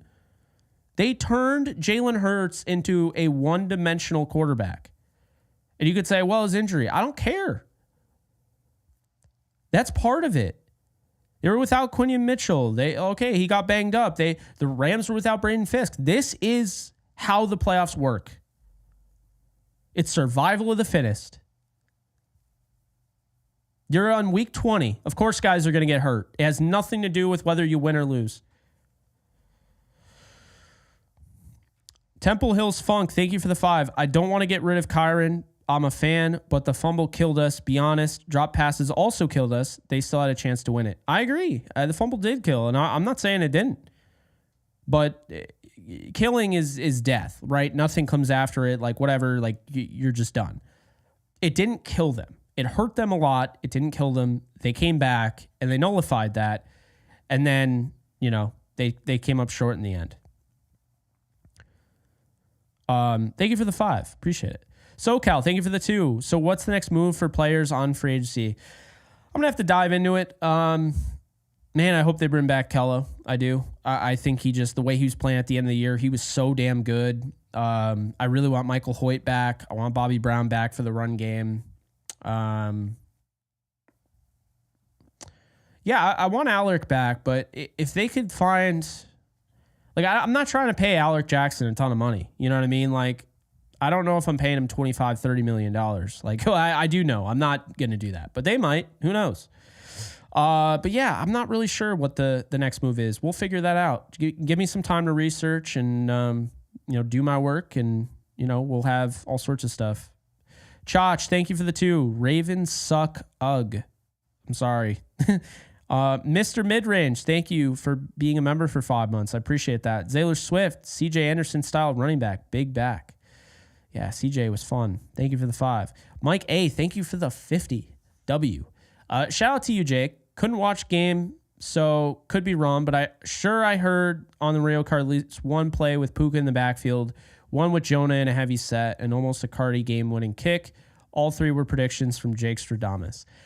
I actually don't know if I saw any of those, but I appreciate it. Yeah, no, Cardi didn't have a chance to win the game, but Cardi made 17 straight field goals. Cardi deserves a lot of credit, a lot of it. I wanted to, there was a non-super chat that I thought had something really cool to say that got covered up. It was a Niners fan giving me praise. Well, I appreciate you. I can't see it now because YouTube updated it and whatever, but I appreciate you nonetheless. SoCal, I think O-line needs an upgrade. Jackson is okay. I think that's fair. Thank you for the 2. Fatal Recoil, thank you for the 2. AD come back next year, give us a discount. Haha. Yeah, he's not going to. If he didn't come back this year, he's not coming back next year. It will be nice to not be paying him or not have the cap hit of $25 million to AD this year, though. That was, keep in mind, that's $25 million that could have gone to other players. That still bothers me. SoCal, thank you for the 5. Should AD come back this year, we need new strength and conditioning coaches. I don't know if, I mean, Reggie Scott is one of the best in the industry, so I don't know if I agree with that. AD will not come back. He's gone. He's not coming back, but I appreciate the 5, SoCal.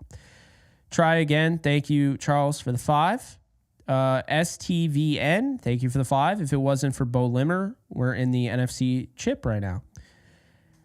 I just don't want to do that. The guy's a rookie. He had a really good year. He made a mistake. He used the peripherals. He saw a guy coming over, from this direction and took his eyes off of who his man was. And it's frustrating, but he's not the reason they lost. He's one of the reasons. One of his negative plays hurt the team, but there was still another play that was made after another play to make after that. So I'm not going to put the whole game on the offense line, Kyron Williams, all that.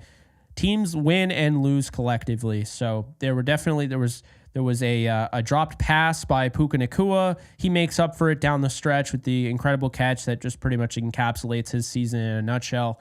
Cooper Kupp had a drop, and then he made a huge contested catch on the vertical.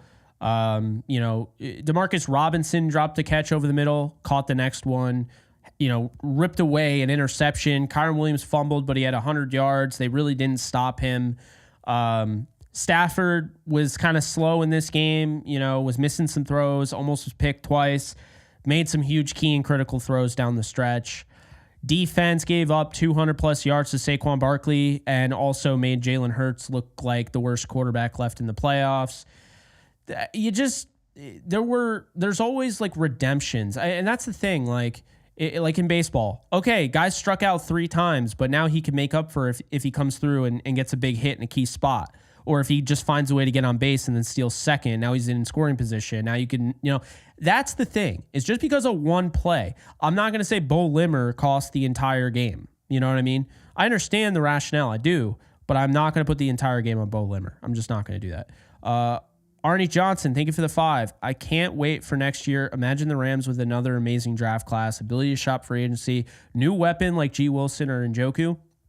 Exactly. I don't know what they do. I implore the Rams to please not do F them picks. Please don't go all in. Please. You are building something special and you're doing it the right way. Okay? I love the defense. I would bring back every single defensive player next year. Would do it. Every player that is a free agent, every key contributor, I'd bring him back. You draft on top of that, you make your defensive depth better. The offense is where I am allocating, where I go, okay, in the offseason. Going out and getting a guy like Josh Palmer from the Chargers makes a lot of sense. He fits like a glove. Good blocker, deep threat, good route runner, natural hands receiver.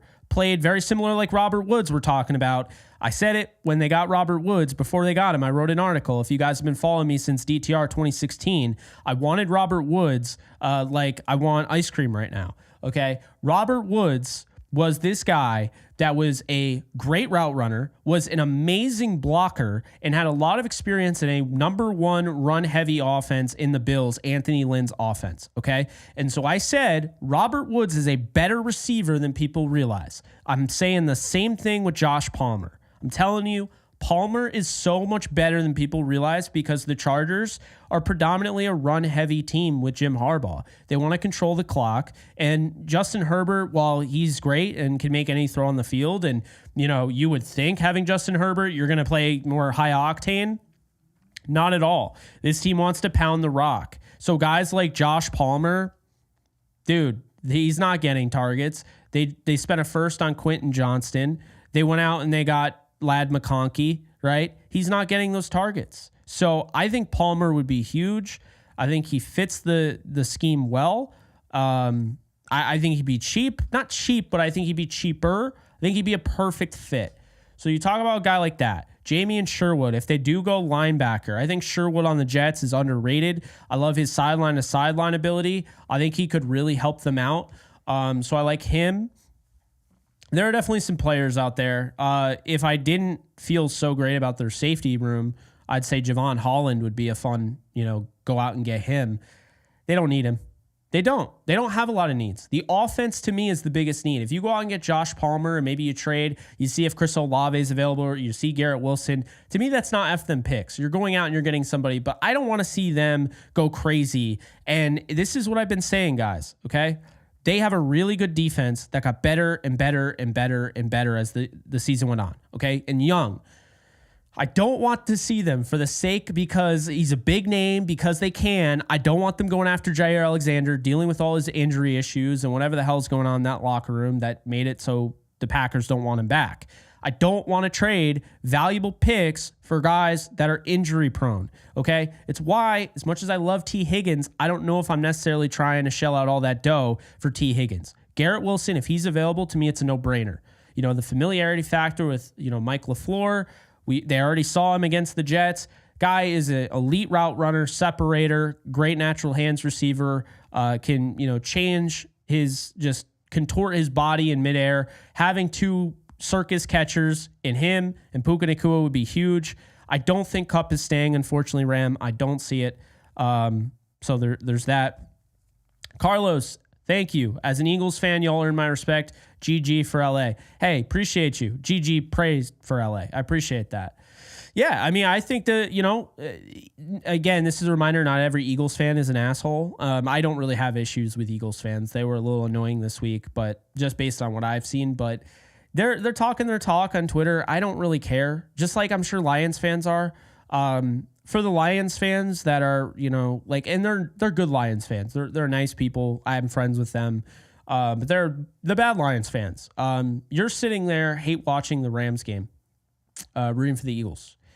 And we were sitting there actually watching the Rams try to go to the Super Bowl again. They would have gone to the third Super Bowl in the Sean McVay era, and you've never seen it. So pipe on down.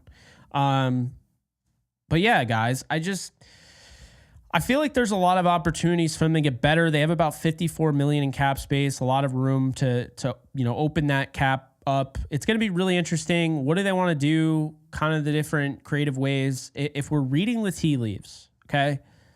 We're reading the tea leaves. Dalton Kincaid and Brock Bowers were players that they tried to trade up and get. Remember I said that? If we're reading the tea leaves, 2 tight ends they went up to try and trade for. And so to me, if I'm reading the tea leaves there, I'm expecting them to draft a tight end this year. Who advances to the bowl? I want Washington. I think the Eagles are going to win. McVay was not outclassed. Johnny.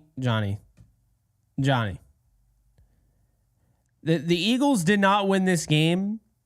And I'll say this right now. The Eagles did not win this game because of Nick Sirianni. That is not why they won this game. They won this game because of Saquon Barkley. They won this game because their offensive line and their defensive line. They did the Clown Boys. Yeah, I'm not going to read that. You're a troll and you're not worth my time. But anyway, yeah, anybody that's saying Sean McVay was outclassed by Nick Sirianni, Nick Sirianni, does he call plays? What does he do, right? I mean, no, he was not outclassed by Sirianni. The reason, I shouldn't even engage in this, but I'm going to. The whole reason the Rams went down the field and had a chance to win the game, they were 13 yards away from winning the game when they were down 28-15 late in the game after giving up an explosive touchdown at the second one of the game to Saquon Barkley, is because of how mismanaged, how mismanaged the game was by Nick Sirianni. So no, he did not outclass Sean McVay. They couldn't even stop the Rams when they were doing the no huddle. Come on, man. But anyway, I'm not even entertaining any of that anymore. But anyway, let's move on. So, let's talk about that, because I feel like while the Commanders were my sleeper team all year, and I do want to pick them to go to the Super Bowl, I'll just be happy if they do. Here's why I think the Eagles are going to win, and this is non-biased. The Eagles are going to win because the Commanders just lost Sam Cosmi for the year. The offensive line is going to struggle mightily against anybody. The Rams were going to douse them. Anybody is going to have an issue with them. But I'm telling you right now, that Eagles defensive front is no joke. And Nolan Smith is playing some great football. They are going to win that game. They're going to have a hard time stopping Barkley. They had a hard time stopping Jahmyr Gibbs. It's in Philly, and Philly lost their last matchup in overtime 36-33. Man, would I love the Commanders to win. I think they're a great story. I'd love to see Dan Quinn. He's always the butt of the joke, 28-3. Love to see him get his Super Bowl win, but I don't see it. So I have Philly advancing, and I think it's going to go back to what I said after Philly beat the Rams, because I went back and forth on the Rams Super Bowl, but right after Philly beat the Rams, I'm pretty sure I said on the round table, I said it was going to be Philadelphia taking on Buffalo in the Super Bowl, the LaShawn McCoy Bowl. You'd have to go back and check it out. I don't remember if I said it or not on that episode, but I think it's going to be the Eagles and Bills. I do. And I think the Bills are going to win because the things that, Philly's really good at, I just think Josh Allen negates it all. Josh Allen's built differently, and in a lot of respects, Stafford almost won this game and doesn't have anywhere near the mobility of a Josh Allen. That game would be in New Orleans. I don't think that bodes well for the Eagles against Josh Allen. So I will take the Bills to beat the Eagles, but I hope it's the Commanders and the Bills. And if it is, I would probably root for the Bills, and here's why. Okay? Commanders are a fun story. Happy for Dan Quinn if they win. I wouldn't really root against the Commanders, and I love Jaden Daniels. But the reason why I would root for the Bills is because that fan base is awesome, and they deserve a ring. And the Commanders, while it's been a while, Washington can wait their turn. They've had, championships in the past. The Bills have never won. I'd love to see the Bills win. Now that the Rams are out, I'd love to see a new team, a new fan base get to go through what we got to go through in 1999 to 2000, albeit I was 4 or 5 years old.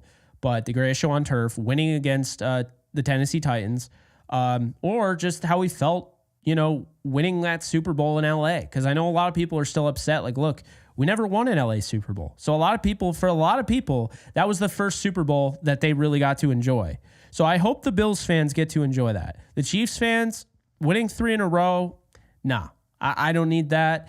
The Ravens, if they win the Super Bowl, I'm okay with it. I think it would be cool to see Lamar Jackson kind of just spit in everyone's face and say, you think I can't play in the postseason? Try this on for size. But the only team left in the playoffs currently, because there are 5 left, the only team left in the playoffs that has not ever won a Super Bowl are the Buffalo Bills. And so for that reason, I'd like to see the Buffalo Bills win a Super Bowl. I would. That's how I feel. So Yeah. That's how I'd pick it. How I want it to go down, Bills over the Commanders. How I think it goes down, Bills over the Eagles. If it's Chiefs, Eagles, God. I'd root for the Chiefs. Or not the Chiefs. I'd root for the Eagles.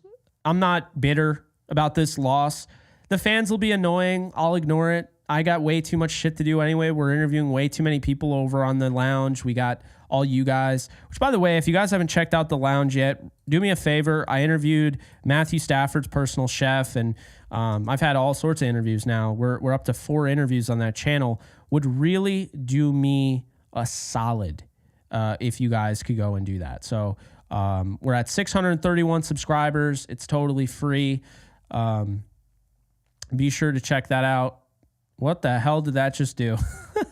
This is an old school. Wow, that's crazy. Throwback. All right, man. Yankees unloaded. Let's go. When we tried to do it on OBS and it just worked horribly. The audio didn't work out, whatever. Love OBS just automatically switching my scene. Yeah, so this is the lounge. So please be sure to check this out if you haven't already. These are the interviews. Matthew Stafford's personal chef, Chef Chris. I got Ariel Epstein from MLB Network and NBA TV. I got Paul from Heavy Spoilers. And I got Lucky Witherspoon, Akello's father, musician and former almost NFLer who turned down his chance to go to the NFL when he turned down an invite by the Cowboys, a tryout. So if you want to learn more and more and more about these people, if you want to learn more about me and want to see me in a different light, again, the lounge, check it out. The link is in the chat, and it is now pinned in the chat. And in addition to that, I also want to let you guys know that today's sponsor is Prize Picks. And so, look, it didn't go down how I wanted it to. I wanted to be able to talk about, the Rams here. But let's touch on this, right? So, all right, we got here. I mean, right now you can literally do this live. And I mean, Josh Allen only has 87 passing yards. So yeah, you could do this live right now. You could have more for Lamar. Will Howard is a gimme for tomorrow's national championship game. So be sure to check it out. Use my promo code JKBogan. Get $50 instantly on your first lineup. $5 at least on the $5 lineup. And you can throw these in here. Do it right now with Will Howard. You got to put Will Howard in there. That is a gimme. He only needs 1 passing yard. He'll get that in the national title game tomorrow night. Jaden Daniels, they already have that up.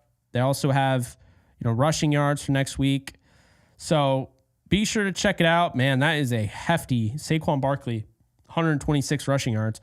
So be sure to check it out over on Prize Picks again. Promo code is JKBogan. All right. So, did I have it on this the whole I did. Oh, I didn't. Okay, well, apologies. Man, I'm all out of sorts. My OBS, it brought up the Yankees unloaded screen. Like, it was all over the place, man. Yeah, no, Gary was not in this. Gary is an Eagles fan, gracious winner and loser, obviously. Probably one of the best Eagles fans out there. Was doing a great job with the NFC East roundtable as well before he couldn't do it anymore. So appreciate him. Rams lost the big moments. Felt like that was the difference in the game today. Future is really bright, especially on defense. Reese, appreciate the 5. I agree. I'm not sitting here like depressed, sad. I mean, am I over it? No, I'm not over it, but I feel really good about this team. I do. And yeah, I don't want to just, talk in circles, but yeah, I feel good about it. I do. But yeah, guys, I feel good about a lot of things. So let's talk about the future of this channel. I'm leaving. No, I'm kidding. I'm kidding. And I had to say I'm kidding real quick because if I did a pause, that's on like a 5 or 10 second delay. I think like I stream with like ultra low latency. So I think 5 seconds after I say it, you're seeing it. But I'm not leaving. No. I am not leaving. Anyway, I should not have paused. Anyway, let's talk about it. So this offseason, because I know people are asking, I am going to dial back the film when it comes to college. Okay, here's why. I want to be honest, just honest. Where you're going to have player, what do they call them? Previews? Profiles, draft profiles. We do draft profiles every year. We're going to do draft profile videos, okay? We're going to do those. But with the film, we are going to actually use Patreon because Exos Digital will copyright claim my content and I will not make any money off it. And normally I'd say no big deal back in the day, but now this is a full-time profession. If I don't make any money, I don't put food on the table. I can't afford my rent and I end up on the street. I don't know. Not really, but you get my point. So I'm going to have a Patreon where if you want to, we'll figure it all out. But if you want to watch those same videos, it'll have the film in those videos. Those will be exclusive on the Patreon. Okay. But it's going to be the same videos. It's just going to have film on it on the Patreon instead of the YouTube one, so I don't get copyright claimed. But I'm still going to have plenty of information. It's going to be the same exact video. So really, you guys are just essentially, if you want to sign up and subscribe to the Patreon, that's just entirely to see the film. I would do it the other way, and I'll still try. I'll try and get by before we go that route. It probably won't work. But if I can, that'd be great. If not, it is what it is. I don't care about necessarily the claim. I just know they're going to try and strike me and take my channel down. I already know they're going to try and do that. So hopefully they don't. They've been going after creators for a long time. They're getting rougher and tougher. So I got to be careful about that. So anyway, let's talk about this.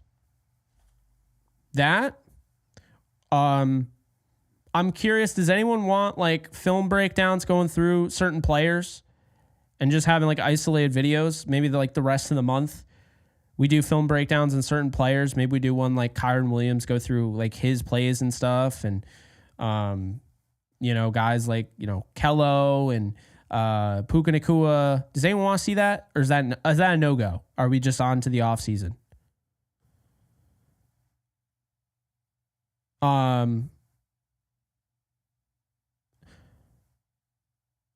Bando TV, thank you for the 2. Kyron's fumbles, bro. Conservative play kills us too. Well, he had 1 fumble. Matthew Stafford flipped it into his chest. So, I mean, he had 1 fumble. And conservative play kills us too. I mean, I guess, but in that environment, I'm not going to beat him down with the conservative play. I get it. So, yeah, okay, so we'll try and do that. Kind of the same way we've been doing it, isolated for each player. And let's see. Yeah, I'm not going after Kyron. I love Kyron. Okay, so we'll have that. We'll have the breakdowns. We'll also have I'm going to go through and just do different profiles on free agents. We're going to talk about the history of the Rams. I'll have like a full-on, probably live stream, take you through like the cap and everything, what it looks like long-term, kind of try to predict a little bit. We're going to have guests on talking about the future of the Rams. That'll happen. Also in the background, be working on my channel, the the lounge, which again, if you haven't already, the link is in the chat. Would really do me a solid if you guys could go and subscribe to that, because I have like almost 29,000 on here, but we're really trying to grow the lounge from scratch. So I need all hands on deck. If you guys could, a sub would be huge.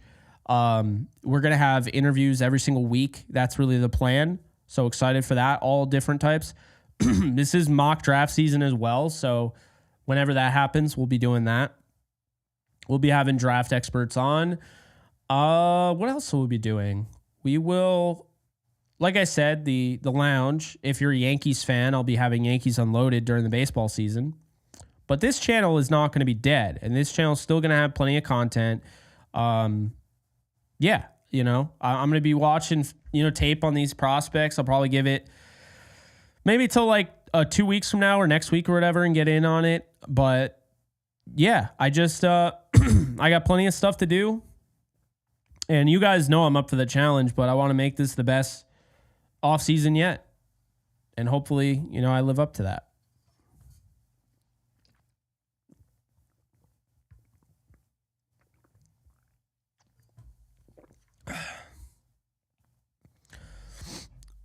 Man, I'm not ready to sign off. It's the end of the season. Once I sign off, it really is going to hit me. No, man, I can't thank you guys enough, for real.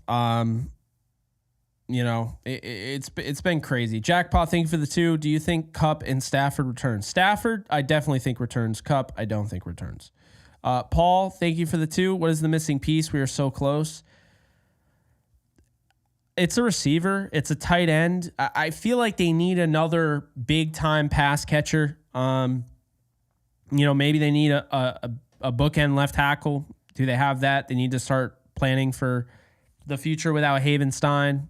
There are definitely some things, but the defense, I won't even touch. I think they need to bring back the guys there. I love the defense. I love where they're at. The offense, I think, needs some work. So, but yeah, man. Appreciate the super chats. Man, you guys showed up and showed out. And like I said, I'm going to post the Bleacher Report live stream, the rapid reaction, after the right after the game, when I went live, what I said, all of that. But in addition to that, I also have Rams content. If you're interested with Chef Chris, it's Matthew Stafford's personal chef. It is on the lounge. It would do me a huge solid if you guys could go and check it out and subscribe to the channel. I really want to see if there's any way for me to redirect people over there, because that might be easier if people are trying to find it. But if not, I'm going to put the link here in the chat. And I'm telling you guys, he's got some awesome stories, man. You guys will like it. Like if you're trying to kind of, whatever, like you guys will enjoy it. I'm telling you. So, definitely check it out. There you go. There's the link. And I'm going to see real quick if I can do something. Let's see. Is there any way to do this?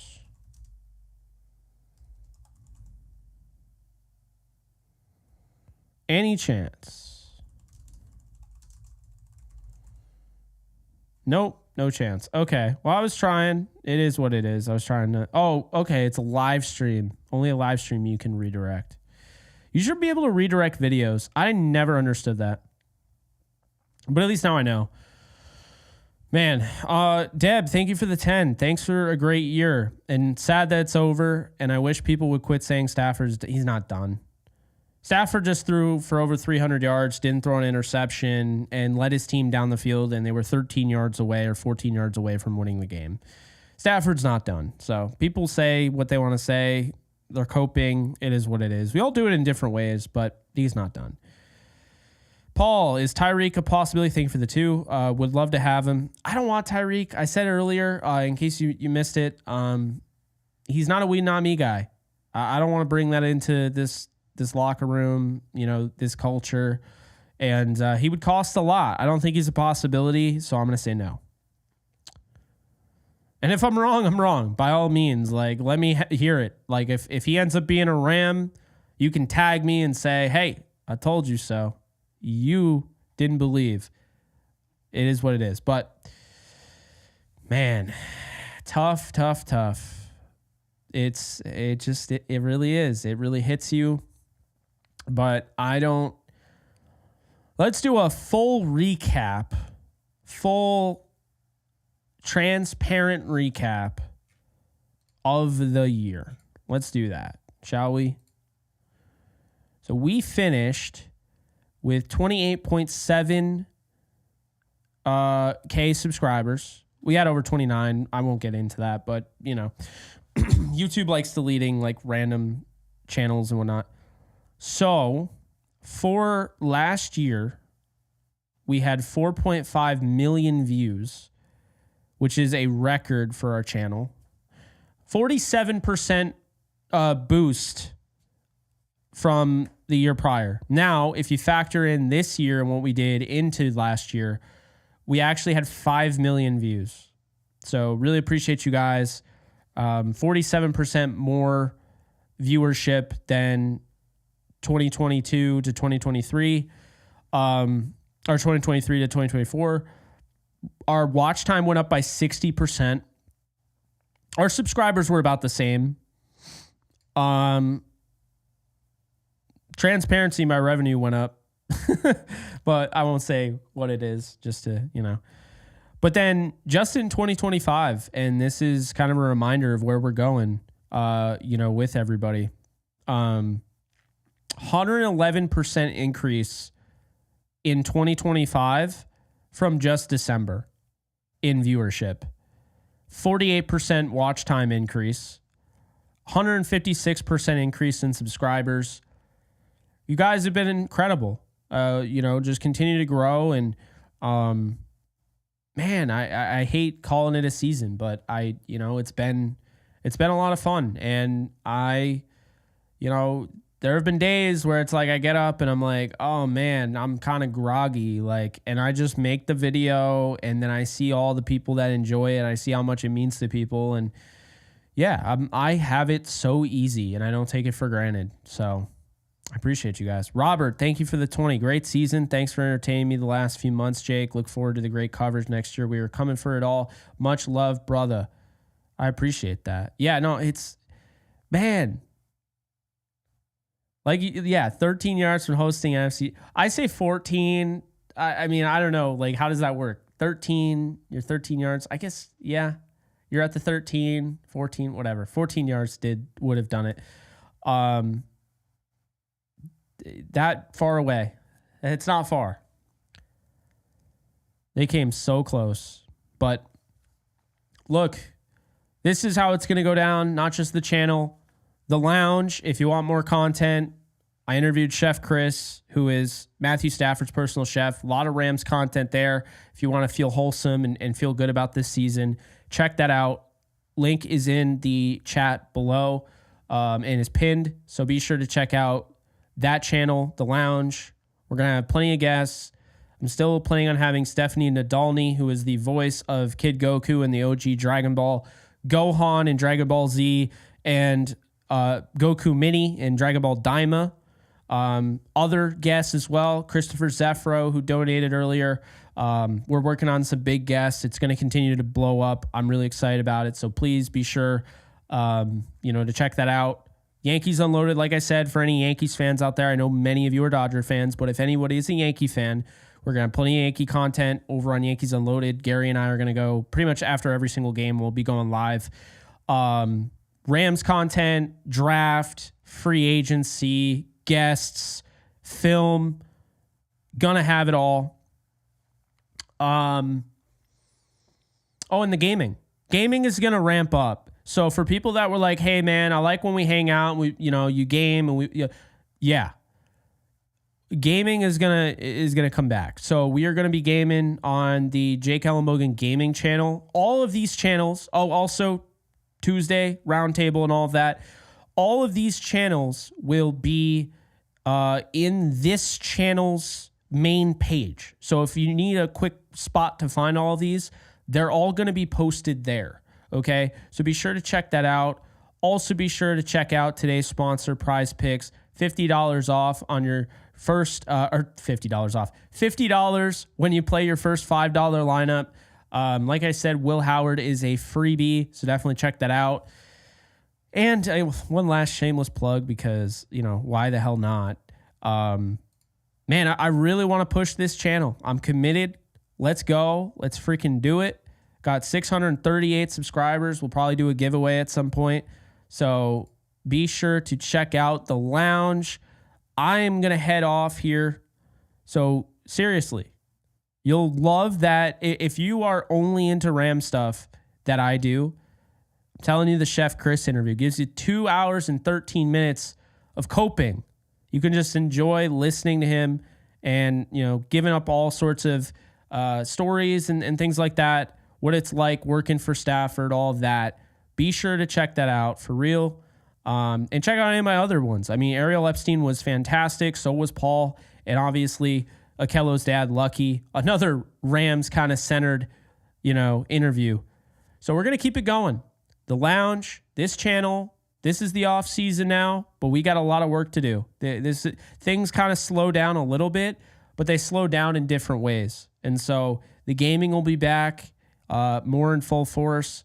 And I'm really excited to just continue to grow on this channel. And I'm honored to be able to be your content creator and go live and interact and grow this community. So signing off until next season. If you're one of those people that tunes out after this final live stream, then I'll see you next season. I appreciate you more than you could believe. Cap, thank you for the 10. I appreciate that. I appreciate you guys for real. So if you are one of those people that signs out, I encourage you to stick around. We're going to have plenty of content. Get the juices flowing. I don't know if people still do it, but at the water cooler, you want those conversations. You want things to talk about, make you sound a little bit smart. I'm just kidding, of course. But I got some stuff. We're going to be talking about the offseason. We'll be talking about free agency, maybe some trades. I got plenty of ideas. So I'm excited for it. Like I said, I'm just going to channel my inner Sean McVay. I don't have much of it, but but I'm excited for what's to come. And man, don't be sad that they lost. Be glad that they got this far and what they've overcome. I don't think any other head coach would have been able to do what Sean McVay did with this football team. So hats off to them. Everyone stay safe. Take care in LA. And I'll see you guys soon. Love y'all.